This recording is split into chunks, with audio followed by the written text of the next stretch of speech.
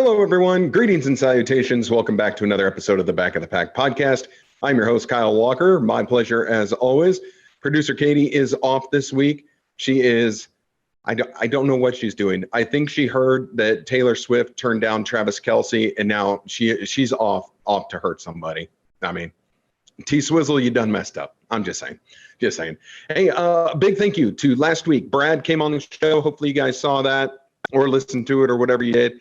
It was great to talk to Brad from KC Running Company. We heard all about the races coming up here in the local area through him for the rest of, at least through most of the fall, if not all the way through the end of the year. There's definitely some more coming up. So if you did not catch last week's episode, make sure that you tune in, go and listen to it, and you'll be all up to date as to most of the races happening in the Kansas City area.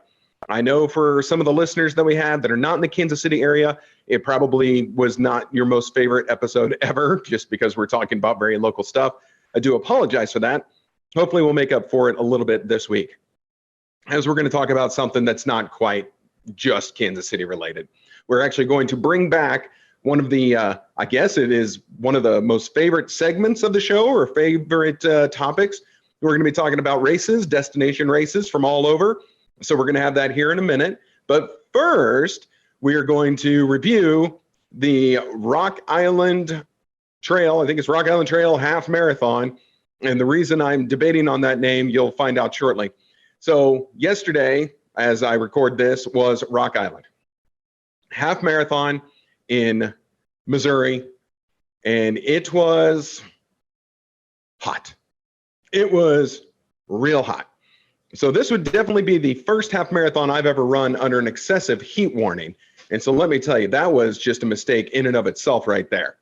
I have now decided that if there is an excessive heat warning, a half marathon is not in the cards for me. A 5K, sure, maybe. But a half marathon, no. It was ridiculously hot out there. Now, if you listen to last week's show, you will know that Brad opened up the start line well before the 8 a.m. Start. The time that was called for was 8 a.m., but he had that thing open early. I believe I actually set out on the trail to get going with my half marathon at about 7:26 a.m. I was strolled up to the start line. Our good buddy Will, the race director for the KC Hustle Run coming up, he was there working the race. He's like, yep, just let this guy know that you're starting, and he will write down your bibs and the time that you start. We'll alter the times when you finish, based on what your chip time is. And that'll be your official time. But yeah, if you are ready to get going here at 7:26, by all means, get going. And by all means, I did. I took off with a couple other people, actually a little more than a couple, and we kind of got a head start on the race. Now, look, there was, of course, no chance I was going to make it all the way down and back for a half marathon and, win this thing or be in front of the people who were certainly more deserving of a higher place than I. And of course, once the times got sorted out, it wouldn't be an issue anyway.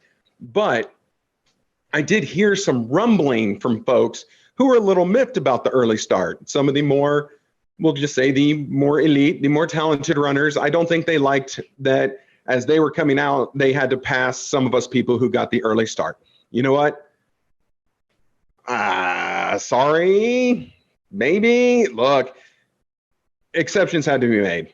Special circumstance, whatever you want to call it. It was so stinking hot. Some of us really needed that extra time because I knew I wasn't going to have a good race. Now, I didn't know I was going to have as bad a race as I had, but we'll get to that in a second. But I knew it wasn't going to be good. So to all of you super fast people, and not all of you, I heard a couple people rumble. Okay, look, extenuating circumstances. It was hot. We had to get this thing done. Everyone got it done. So, go team, go, rah, rah, rah. So anyway, I got off to an early start. I was running with our guy, Cody. Cody, the ridiculously nice person that we've talked about before, big shout out to him. We ran the first 5+ miles of the race together. He was doing better than me. I was not doing well at all. That heat was getting to me, and it got to me quick. And so thankfully, Cody was having a better race. So a little bit before the turnaround, he headed off to do his thing, to run his race.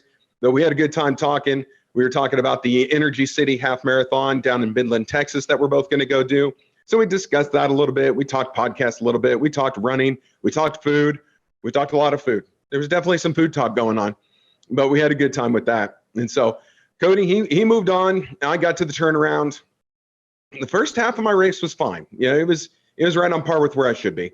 But the second half is where the wheels really fell off, where the temperature just got to be way too much, and it was real bad. And so if you listen to the episode last year, and I'm not going to regurgitate most of it, you'll know I went into a half marathon back in 2022, dehydrated, not in good shape, not hydrating correctly, made many mistakes, and paid for it.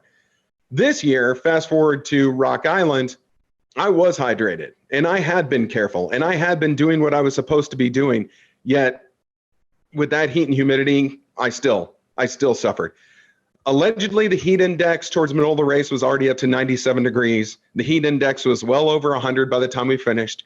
It was very hot and it was very humid, as there were storms that were supposed to be rolling in, but of course they did not come in and help us at all during this race. They came in definitely late, like later that afternoon, which did no good, but we got no relief from the heat. And by the time, I don't know, with maybe a 5K left, the sun was definitely getting high enough. It was getting over the trees that lined the course, so there wasn't a whole lot of shade. And then at mile 12, that's where everything just went to pieces for me. At mile 12, at the marker, we were out in the middle of it. There was no shade to be had. We were getting back towards the city, onto the asphalt, where things were getting really hot. And this is what freaked me out the most and why I decided to go into self-preservation mode. Again, it wasn't that I felt I was dehydrated. I knew I had stopped sweating a lot. So I had finally run out, even though I was taking 4 drinks at every aid station. I wasn't skipping aid stations, nor was I just going with one little shot of water. I was taking Gatorade, I was taking water. It just was so hot. It was just too much. But I got to mile 12 and I'm thinking, okay, let me think about tomorrow's episode of the podcast. That always, kind of gives me a distraction, gives me something to think about. I was at mile marker 12 and I thought, and if you're on YouTube, you'll see I'm looking around lost, because I was lost at that point. I'm like, where am I? What race is this? I can't even think of the name of the race I am currently doing. That was how bad my mind was at mile marker 12 of Rock Island. I honestly couldn't remember the race I was in. I still can't even hardly remember the name of the town. We have too many towns in Missouri that start with P's, whether it was Parkville or Platte City or Pleasant Valley. Where was I? I think I was in Pleasant Valley. Didn't feel very pleasant, but I honestly was struggling. I could not remember the name of the race, to the point I had to pull my shirt out, which of course, was so soaked through, it was sticking to me, look down and read the bib that was on the front of my shirt, because I could not remember the name of the stinking race I was doing. So that really freaked me out. So mile 12 to the finish line, I did not run. I walked the entire thing. And even that, it's like, I just wanted it to be over. Just walking, I did not feel any relief at all. I just wanted it to be done. It was so hot. I was so miserable. I was starting to feel really bad, getting really dizzy. And so thankfully, I saw our buddy from Rexy Run, Christina. She was coming the other way. She walked with me for, a minute or two just to make sure I was okay. She's like, yeah, you got to be real careful. You're not looking great. She was absolutely correct. Then I get around the corner. Cody's cheering people on, said hi to him, and then across the finish line. Immediately grabbed 2 bottles of water, found a shady bench, and I set myself down. It was so hot, so gross. There were runners just splayed all over the lawn. Anywhere there was a flat place and shade, there were runners laying in it, because it was just so stinking miserable out there. So thankfully, it sounds like everyone made it through relatively healthy. I know there was one little bit of a health scare. And again, even after the first 5 miles, big ups to Cody. There was a person who was struggling. He was in his truck. His truck was nice and cool. They needed a cool spot to sit down. He threw them up in the cab of his truck, let a complete stranger sit in his truck and cool off. So good job out of Cody. And, ladies, he's single. He's young and single. He's a runner. So cute. So I'm just saying, holler at your boy. Holler at Cody. That's right. Anyway, now that he's either laughing at me or wanting to punch me in the face, either way, we will continue on. So that was really the only medical issue that I heard of, was that woman. Cody took care of her. Ambassador Sarah for the Back of the Pack podcast, one of our ambassadors who works in the medical field. I know she also checked in on the situation, and she was hurting just as bad as I was at the end of that race. But to all the people who were out there, and there's definitely many listeners of this podcast who were there because they knew about the early start. Haha, pays to listen to the show. Great job out of you guys. That medal was so well deserved and so much earned because of the heat and the humidity and just the conditions around that race. And again, I say that race was awful. That is not a reflection on Brad and Casey Running Company. That was a reflection on the stinking temperature and the conditions of the race. Again, the course was great. Everything was great about the race. You can't control the weather, and the weather was flat terrible. So that is our review of Rock Island. Next week, I'll be at the Spencer C. Duncan Make It Count 5K. That is in Gardner, Kansas. So I'm just going with a little 5K. It kind of looks like my entire August is nothing but 5Ks. So that actually works out great because, again, with this heat that we're in, and thankfully we had a little bit of a breakup from it. It's not as hot today, but still it's hot. But only 5Ks in August. I think that's a good call. That'll kind of get us into September, hopefully maintaining our conditioning and maintaining fitness, but not half killing oneself on a race that's just too long and too hot and just, no bueno. So I hope I will see many of you next week at Spencer C. Duncan 5K. So what we're going to do this week, again, this is a segment that everyone likes. A little while back, we did our list of unique marathons. That was just kind of, a list compiled of, whether they have some kind of special feature, or they're in a really historic place, or they're in a big city, or whatever the situation was. Well, this week, because we just ran a half marathon, we're going to look at, let's see, what do they call this? This is the list of the 15 best half marathons in the world. Now, other than 5K, if you take away 5Ks, half marathon is the most popular distance that you can run in the entire world. So that is what gets the most registrations. I think that's what people enjoy the most. So that's what we're going to talk about today. And let's go ahead and get started. The number one best half marathon, they say, and producer Katie is going to cringe for a second, but then she'll quickly be okay. But it is the New York City half marathon. That is not run in November with the New York City Marathon. The New York City half marathon is one of the most popular half marathons in the world with around 25,000 participants. The urban race begins in Prospect Park in Brooklyn, traverses the Manhattan Bridge, and passes iconic sites including Times Square, Grand Central Station, and Central Park. The energy of the runners and the cheering fans is thrilling, and the race is a perfect half marathon for those who love big city energy and landmarks. The spring race happens in the middle of March every year. The next one, and this would be one to do. This is the Paris half marathon, and it has a very French name that goes along with it. I do not speak the French, so I'm not even going to try it. But the Paris half marathon, another popular spring half marathon is the Paris half marathon, called the long name in French. You can run through the romantic city of light and see some of the most famous sites, including the Palace de la Bastille, the River Seine, and the Hotel de Ville, I think it is. Yeah, I could be wrong. The picturesque race attracts 40,000 runners from across the world. So that's probably going to be the biggest half marathon I would have ever been a part of. Not that I'm going to Paris anytime soon. Just letting you know that's not going to be a thing. The next one, the London Royal Parks half marathon.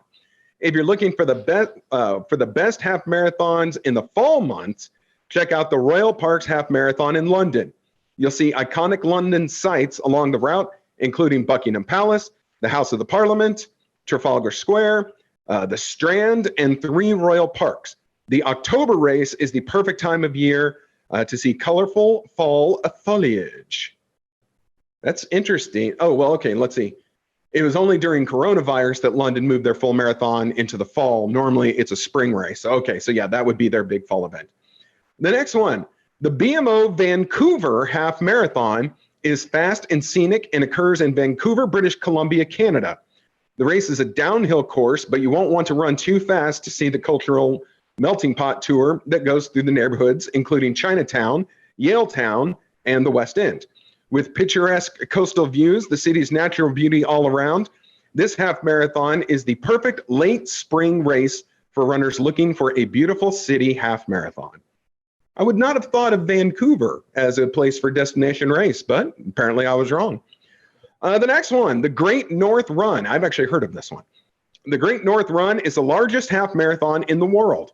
The popular race occurs in northeast England between Newcastle upon Tyrone and South Shields, and offers stellar entertainment, a great cheering crowd of thousands of people, and plenty of festivities. You'll pass by Newcastle landmarks, traverse the Tyne Bridge, enjoy seaside views along the North Sea, and you get treated to lots of music along the course. I think we actually know someone, our buddy Colin. I think he did that race last year. This is high on my bucket list of ones to do. I wanted to do it in 2024, but it doesn't look like it's going to work out. But this one would be fun. The Rock and Roll Las Vegas Half Marathon. If you want to see plenty of city lights, check out the Rock and Roll Las Vegas Half Marathon. This person says, I ran this race years ago and will never forget the experience of running along the Vegas Strip at night.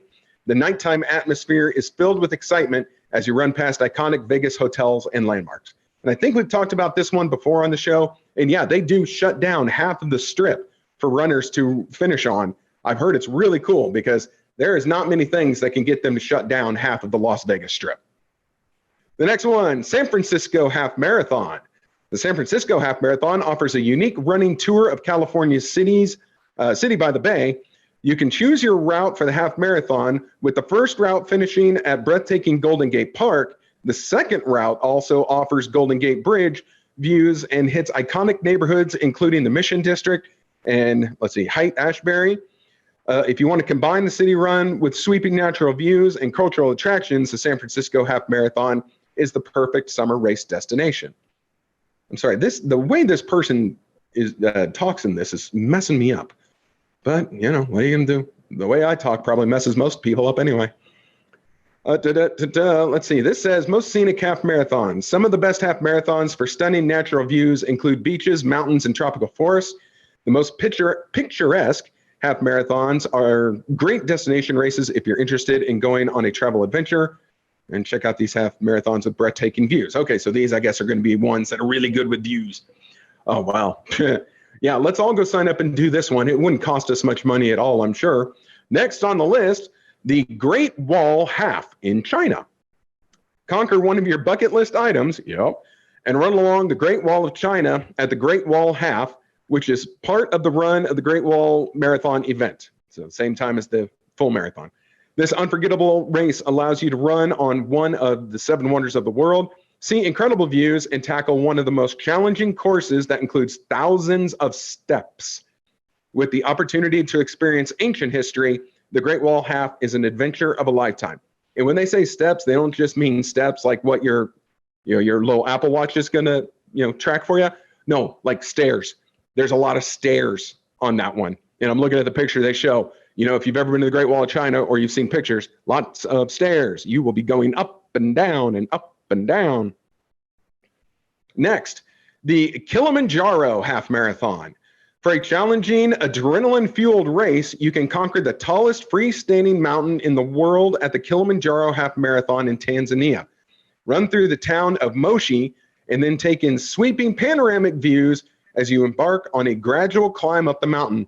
With plenty of crowd support and unparalleled views of the mountain, the Kilimanjaro Half Marathon is a once-in-a-lifetime experience. So, really thought Everest was the tallest mountain in the world, but you certainly cannot do any kind of a half marathon up and down that bad boy. So maybe this is just the tallest one you can actually run. The next is the Monterey Bay Half Marathon. Run along the gorgeous Pacific coast of California at the Monterey Bay Half Marathon.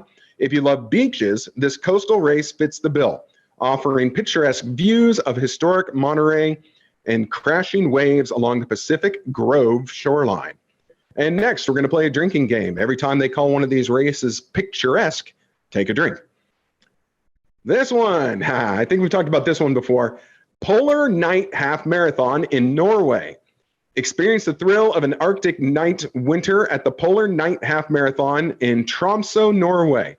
The early January race is Norway's most popular winter race and happens in the dark, as the sun never rises above the horizon during this time of year in Norway. Watch for the famed Northern Lights as you embark on this thrilling race. Okay, that one sounds really cool. I think I'm going to have to add that one to the bucket list, because if I can run a half marathon and be looking at the Northern Lights, okay, that sounds really neat. That's just me. Next one is the Safari Half Marathon in South Africa. The Big 5 Marathon and Half Marathon offer a chance to run wild in South African savanna. You'll have the opportunity to spot some of the Big 5 wildlife, including lions, elephants, rhinos, buffalo, and leopards on this remarkable safari run. Sounds great. How close are the lions and leopards going to get to me? Because if it's down to me having to outrun one of those two creatures, that is not happening, and I'm dinner. So I'm not so sure about that one. The next one is the Kauai Half Marathon in Hawaii. Take a tropical getaway to Hawaii for the Kauai Half Marathon. The palm tree-lined course includes stunning beach views, lush tropical foliage, and plenty of crowd support from locals. Experience stunning natural beauty along rugged cliffs, tropical forests, and serene beaches at the scenic half marathon. It's Hawaii, so I'd be in. I would certainly be in for this. Next one, hopefully I'm saying this right, Bagan Temple Half Marathon in Myanmar. I always want to say Myanmar like in Top Gun, but I don't know if I'm right on that one. Anyway, experience rich history and culture at the Bagan Temple Half Marathon. Let's see, where you'll pass historic sites, including beautiful pagodas and temples. Bagan is home to more than 2,000 temples, and you'll be in awe of the sacred sites on the run. Sounds interesting. This next one I would definitely be in on. This is the Athens Half Marathon in Greece. Journey to the birthplace of marathon race for the Athens Half Marathon in Greece. You'll run through the ancient Greek city and past Greece's parliament buildings, Lycabettus, probably am wrong on that, and the Acropolis as you soak in the history. So again, because history tells us from way back when that the first marathon was run over in Greece, to do any kind of a distance race, whether it be a full or half in Greece, would be kind of cool as a runner if you care at all about history. If you don't, don't worry about it. So that's the last one that they have on this list. And they said, have you run any of the best half marathons in the world? Comment below with your favorite half marathons. So just to let you know, this was done by a site called runstreet.com. They put this list together. Again, one person's opinion. I would love to know if you guys have done any of the really cool half marathons yourself. Please go ahead and share as I wave my tablet where I was reading all this in front of the screen. See, producer Katie told me I needed to be farther back from the screen, so I tried that this week. Am I farther back? Does this work? Only those watching on YouTube will know. So I don't know. I think some of those sound super fun. Pretty soon I will do a list of really fun half marathons, but in the United States, because so we're kind of looking for destination races. Yes, leaving the country sounds super fun. Also is infinitely more difficult and more expensive. But if we can do things within the country, that would be super cool. As this fall, we're going to the Energy City Half Marathon in Midland, Texas. I'll be up at the Good Life Halves in Lincoln, Nebraska. And then for the Memphis Marathon in Memphis, Tennessee in December. So kind of going all over the place, just trying to get some of these destination races done. If you know of any good ones, please share them with me. Share it with the show. Hit us up on Facebook, Instagram. I mean, you could tweet at us if you so desired, but I don't think we have a single follower on Twitter. I don't ever really do anything with that. Twitter is just so toxic. I can't stand to be out there. But some of the other forms of social media, I don't know. We probably got it. I just don't use it. So find me on Facebook. I'm old. I still use Facebook. I guess the kids say that's not very cool anymore, but I really don't care. So that's going to do it for this list. Hopefully you saw or you heard something on there that sounded interesting to you. I would love to do some of these races. The one in Norway, the Northern Lights one, I really want to do that one. Also Vegas as well. So we'll see what happens. Yeah, next week we'll be back after the Spencer C. Duncan Make It Count 5K. And we'll be just a couple weeks away from Rexy Run. I told you last week, Rexy Run is coming up. Make sure you get out there and sign up. I want to see everyone in Lawrence for Rexy Run. I don't think there's any other conflicts that weekend. There's a triathlon going on, but as you can see, I will much prefer to do the 5K. So no excuses. Everyone in Lawrence for Rexy Run next weekend. And then if you can believe it, next time I talk to you, we're going to be in August. We just got to get through August, get through some of these 5Ks. Then we're in September, and then it's fall running season. Like, that's crazy, because as soon as we get into September, Plaza 10K, KC Hustle Run, Boulevard 10K, and on we go. And that's, the Heartland Series takes up 3 weeks of September. There's only one other weekend for a race. I'm sure we've all got something. Then we're in stinking October. And in October, that's where all the marathons start kicking in that you're supposed to be training for right now while it's 11 billion degrees outside. So, this running thing is just so simple. I don't know why people complain or why, we're awesome. We make it look so easy, right? No, I did not make it look easy yesterday. That was terrible. Anyway, I'm going to quit yammering on. Again, hopefully next week, producer Katie will be back. Depends on if she gets a hold of T Swizzle. I don't know. But if you hurt the feelings of Travis Kelce or anyone else on the Kansas City Chiefs, Katie will hurt you. It's going to happen. So don't do it. Don't take your life in your own hands there. Just do not disrespect the Chiefs or the players, and you'll be cool with producer Katie. If you don't, or if you mess with them, you disrespect, I can't protect you. I'm sorry. So anyway, hey, this has been the Back of the Pack podcast. I'm your host, Kyle Walker. My pleasure. As always, the show is produced by Katie O'Neill, and it is brought to you by OKKC Sports. We'll be back next week with another new episode. Hopefully you will tune in. Oh, one more thing. This show does not happen without the support of everyone. So I just still humbly ask that you like the show when you see it pop up on your social medias. Please comment if there's something you like. Please share the show, because that's the only way other people are going to see it. If you share the show and you say, this is why I like the show, other people are more inclined to listen or watch the show. That is how we grow. So if you like what we do, then I need you to please, pretty please, share this with your peoples and get more people involved. Again, that's how we've grown so far. We are a completely organic product. This is just people like, and they tell someone else, and that person likes it, and they tell someone else. That's how we've gotten to where we are. And if we want to keep going, we just got to keep doing it the same way. But I know some people have kind of fallen off, like, oh, maybe I'm not sharing every episode, or I'm not liking it, or I haven't told someone lately. But it is super important. So if you feel called to do so, of course, we would love your recommendation to other folks, because that's how they would get involved. So that's going to do it. We'll see everyone next week. Be super careful with the heat. Have a great week of training.